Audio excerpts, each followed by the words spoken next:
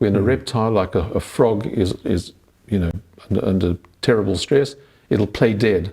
There's a term for it called thanatos, and that's true for snakes and alligators and so on. They don't have this ability to run very quickly or disappear very quickly.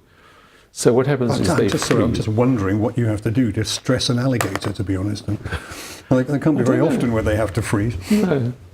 Maybe if you're I never really thought of that. But certainly if you take frogs, and they can handle it because they're cold-blooded. Yeah. So they can reduce their blood pressure, the blood flow to the brain.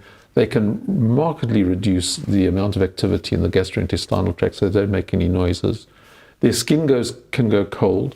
They are cold-blooded animals, and they're well adapted to this sort of dorsal vagus, and they only have a dorsal vagus, or the equivalent of a dorsal vagus.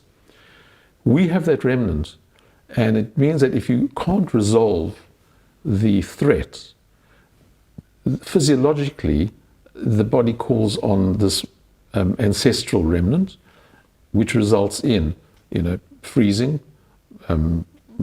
brain fogging, an inability to get out of bed, fatigue, all the things that would occur if you were actually using your dorsal vagus. I'm glad you explained that, because when you say freeze, I imagine simply standing still with an inability to do anything, but actually it's not that. No. It's dithering, it's wondering, it's not being able to decide rather than... Sure.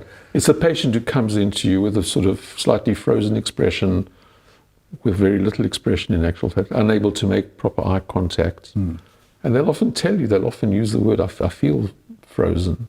But no, they don't. I don't mean that you're quite right, they don't actually freeze physically, but in terms of the way they look, the way they feel, the way their organs are.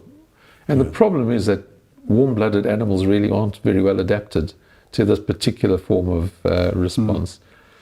And so that's the dorsal vagus, which is ancient. The ventral vagus, which is the other split of the vagus nerve, is the one which is carrying information from all the organ systems